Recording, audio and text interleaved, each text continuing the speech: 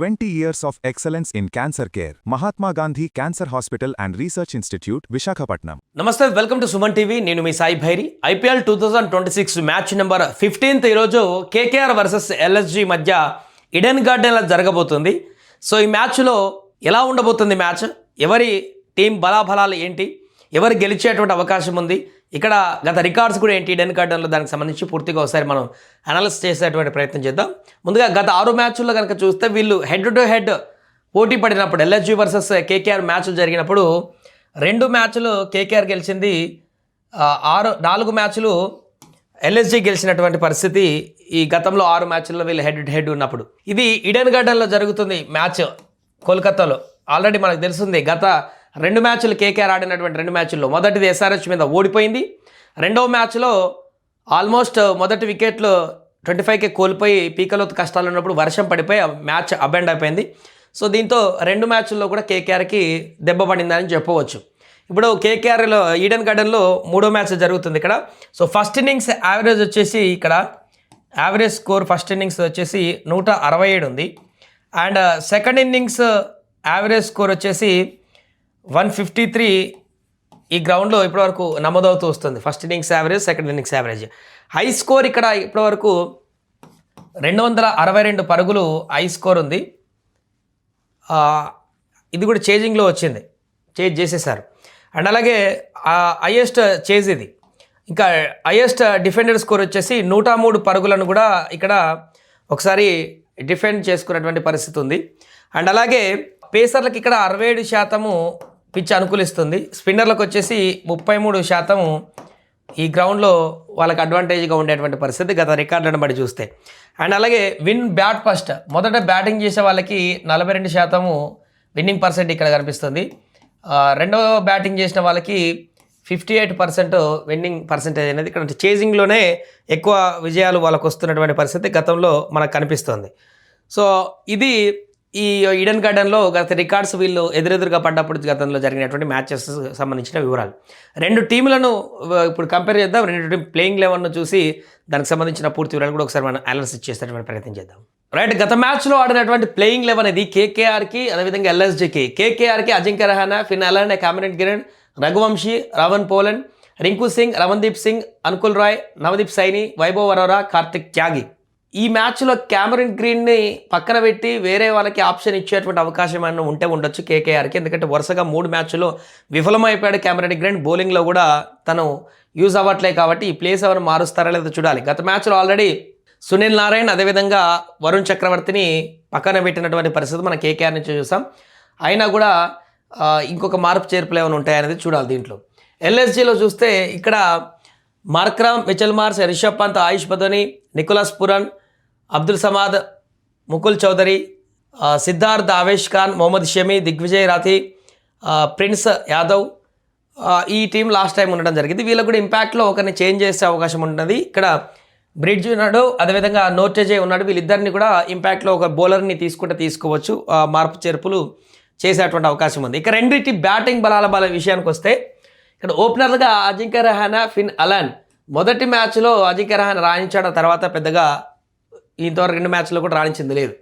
ఇక్కడ Aiden Markram, Mitchell Marsh. ఇక్కడ Mitchell Marsh కూడా వరుసగా ఇంకా తన బ్యాట్ నుంచి అనుకున్నటువంటి పరుగులు అయితే రావట్లేదు. మార్క్రమ్ లాస్ట్ మ్యాచ్లో ఫామ్లోకి రావడం జరిగింది, మంచి బ్యాటింగ్ చేశాడు, ఫామ్లో కనిపిస్తున్నాడు.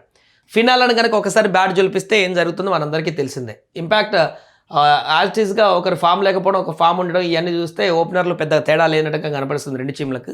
కేకేఆర్ కనుక ఫిన్ అలన్ కనుక ఒకసారి బ్యాట్ జొలిపిస్తే ఏం జరుగుతుందో తెలిసిందే. క్యామరన్ గ్రీన్ కూడా ఫామ్లో లేడు.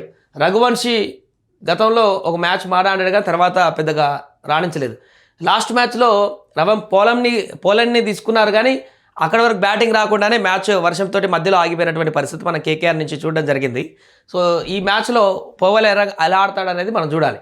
రింకు సింగ్ గురించి ఆల్రెడీ మనకు తెలిసింది, ఒక మ్యాచ్లో కొంత రాణించాడు, మిగతా అవకాశం కోసం చూస్తున్నారు. రమన్దీప్ సింగ్ కూడా. అనుకుల్ రాయ్ వరకు బ్యాటింగ్ ఉంది. ఇది బ్యాటింగ్ వరకు మనం చూస్తే ఇక్కడ రిషబ్ పంత్ లాస్ట్ మ్యాచ్లో కొంత స్ట్రైక్ రేట్ ఎక్కువ లేకపోయినా ఇంపార్టెంట్ ఇన్నింగ్స్ ఆడాడు, హాఫ్ సెంచరీ చేసి మ్యాచ్ని గెలిపించడంలో కీలక పాత్ర పోషించాడు.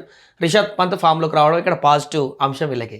ఆయుష్ బదోని, నికోలస్ పురన్ కూడా ఫామ్ లేక సతమతం అవుతున్నటువంటి పరిస్థితి. సో ఈ నికోలస్ పురన్ ఫామ్లోకి వస్తే ఇక్కడ ఫినాలానికి నికోలస్ పురన్కి బ్యాలెన్స్ అవుతుంది ఇద్దరు ఫామ్లోకి వస్తే.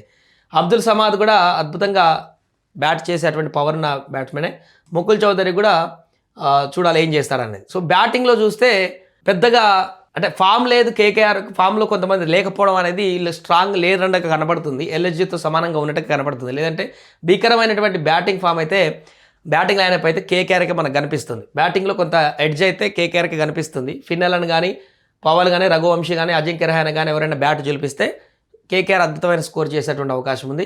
ఎల్ఎస్జీలో మార్క్రమ్, మిచెల్ మార్ష్ కూడా ఫామ్లోకి వస్తే వీరు కూడా నిలబడేటువంటి అవకాశం ఉంది. మిగతా ఫామ్లో లేరు. రిషబ్ పంత్ కూడా అంత అగ్రెసివ్గా ఇంటెంట్లో లేడు కాబట్టి కొంత స్ట్రాంగ్ కేకేఆర్కే కనిపిస్తుంది. ఇక బౌలింగ్ విభాగానికి వెళ్తే మొహమ్మద్ షమి అసలు మామూలు బౌలింగ్ ఇవ్వట్లేదు. ప్రతి మ్యాచ్లో కూడా తన మార్క్ చూపిస్తున్నాడు మొహమ్మద్ షమి. అవతల టీంని ముప్పు తిప్పలు పెడుతున్నాడు వచ్చిన కాసేపట్లోనే. ఇక్కడ మంచి అద్భుతమైనటువంటి బలం వీరికి మొహమ్మద్ షమి ద్వారా ఉంది. ఆవేష్ ఖాన్ కూడా గత మ్యాచ్లో వచ్చాడు, 2 వికెట్లు తీశాడు, పర్ఫెక్ట్ లైన్గా కనబడుతుంది. దిగ్విజయ్ 1 వికెట్ తీశాడు లాస్ట్ మ్యాచ్లో, చూడాలి ఇప్పుడు ఏం చేస్తాడు. ప్రిన్స్ యాదవ్ కూడా చక్కగా బాల్ చేస్తున్నాడు. నోటరీ కానీ బ్రిడ్జ్ కానీ వీళ్ళు కానీ ఎవరైనా ఇంపాక్ట్లో వస్తే ఇంకొంచెం స్ట్రాంగ్గా మారుతుంది. సిద్ధార్థ్ కూడా బాగానే బౌలింగ్ చేశారు లాస్ట్ మ్యాచ్లో. వీళ్ళ బౌలింగ్ విషయానికి వస్తే నవదీప్ సైని, వైభవ్ అరోరా, కార్తిక్ త్యాగి, అనుకుల్ రాయ్ వీళ్ళు కూడా బౌలింగ్ చేసేటువంటి అవకాశం ఉంది.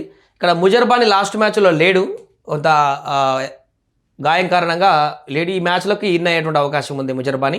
సౌరవ్ దూబెన్ కూడా ఇంపాక్ట్లో తీసుకుంటారా లేదో చూడాలి. బౌలింగ్ విభాగానికి వస్తే కేకేఆర్ కంటే ఎల్ఎస్జే చాలా స్ట్రాంగ్గా కనిపిస్తుంది బౌలింగ్ విభాగంలో. బ్యాటింగ్ విభాగంలో కేకేఆర్ చాలా స్ట్రాంగ్గా కనిపిస్తుంది. బట్ కొంత వీళ్ళంతా కూడా సెట్ బ్యాక్ అయితే, ఫిన్నెలను కానీ, అజింక్య రహానే కానీ, రఘువంశీ, రింకు సింగ్ వీళ్ళందరూ కనుక సెట్ బ్యాక్ అయితే రమన్దీప్ ఖచ్చితంగా కేకేఆర్ చాలా స్ట్రాంగ్ బ్యాటింగ్ లైనప్ అయితే కనిపిస్తుంది. బౌలింగ్లో మాత్రం ముజర్బానీ గత మ్యాచ్లో ఫస్ట్ మ్యాచ్లో 2 మ్యాచ్లో చేసిన అద్భుతమైన బౌలింగ్ చేస్తే ఖచ్చితంగా ఇంపాక్ట్ చూపించేటువంటి అవకాశం ఉంది. బౌలింగ్లో వీళ్ళకి ఎక్కువ అవకాశాలు కనిపిస్తున్నాయి.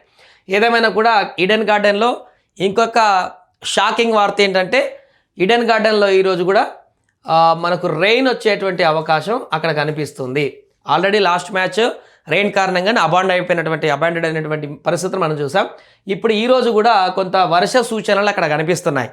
సాయంత్రం వరకు 50% వర్ష సూచనలు కనిపిస్తున్నాయి. సాయంత్రం వరకు మరి ఆ పరిస్థితులు తగ్గుముఖం బట్టి కనీసం ఓవర్స్ కుదింపుతోనైనా మ్యాచ్ కొనసాగుతుందా, లేకుంటే ఇది కూడా అబాండ్ అవుతుందా అనేది చూడాలి. ఏం జరుగుతుందనేది అది మన చేతుల్లో లేదు కాబట్టి కొంత ఆ ఎఫెక్ట్ కూడా ఉండేటువంటి అవకాశం ఉంది. కాబట్టి ఖచ్చితంగా టాస్ గెలిస్తే బౌలింగ్ తీసుకునేటువంటి అవకాశమే ఉంటుంది ఎవరైనా కూడా, వర్ష భావ పరిస్థితులు ఉన్నాయి కాబట్టి. సో ఇక్కడ ఈరోజు మ్యాచ్కి సంబంధించి ఎవరు గెలిచే అవకాశం ఉంది ఏంటనేది చూస్తే ఈడెన్ గార్డెన్లో జరుగుతుంది. ఇప్పటికే కేకేఆర్ 1 మ్యాచ్ కూడా గెలవలేదు, ఖచ్చితంగా గెలవాల్సిన పరిస్థితి ఏర్పడింది. ఎల్ఎస్జీ లాస్ట్ మ్యాచ్ ఒకటి గెలిచి కొంత ఫామ్లోకి వచ్చింది. బట్ అది కూడా అతి కష్టం మీద గెలిచినట్టుగా కనిపించింది లాస్ట్ వరకు తీసుకువచ్చి, చిన్న స్కోర్ అయినా కూడా.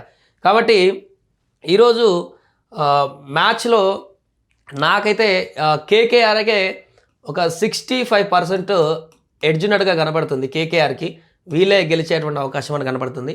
ఒక 35% ఎల్ఎస్జీకి అవకాశం ఉన్నట్టుగా కనబడుతుంది ఈ మ్యాచ్లో.